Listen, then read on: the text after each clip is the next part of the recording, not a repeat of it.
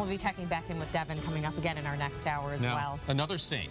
Yes, St. Baldricks is a great foundation that raises money for cancer awareness and research with the help of some very courageous volunteers. And today, one of them is live in our studio. There she is, getting ready to shave her head for a great cause. We'll talk to her before those shears come out.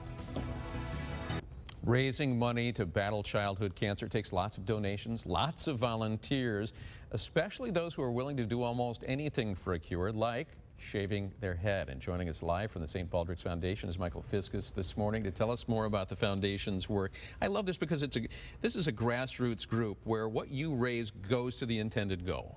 Absolutely. We've got over 1,300 events that were hosted last year. None of the money that's taken in goes to host those events. So we've got a lot of focus on making sure we're getting money to the right place. And we really need to point out that for all of the money that's raised for cancer research, the amount that goes to childhood cancers is very small. Yeah, it's actually less than 4%.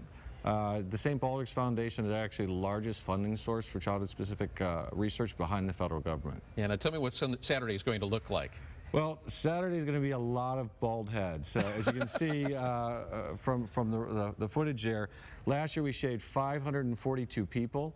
We raised over $295,000 just at the one event in the village of Romeo. We have about 5,000 people to come out to see it, but it's incredible. And this is amazing for Romeo because you are one of the largest in the nation, right? Yeah, we ranked the 10th largest as far as funds raised. Wow. We are the 3rd largest for the amount of shavees because we had 542. We expect over 600 this year. We're right around 500 right now, but usually about 100 people that day, they get caught up in it and they just walk up and their hair comes off. It's brilliant. And at this time on Sunday, the style you'll be sporting? I'll be a nice, clean, trimmed, bald head, which is great because I don't normally have my hair this long or this color. I do it for the cause. And we should also point out that we saw some children in that video. That children will participate in this as well to help other kids. Well, we had about 200 kids that signed up last year, and this year the Romeo Community Schools really got on board with it, so there's a lot of the schools that are competing.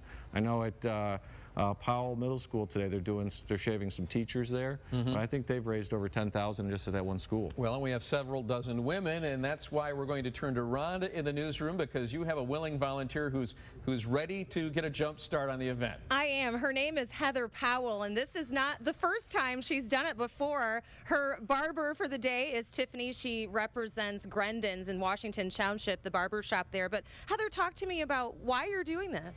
Well, I do it because kids shouldn't have to go through what they go through when they have cancer, and their family should never have to go through something as awful as that. So it's devastating to a family when they have to deal with it. Watching your head be shaved now, the first time, because this is your 3rd time now, you're an old pro, but the first time, were you nervous? A little bit because, you know, as a child I wasn't the most coordinated person. Still kind of not.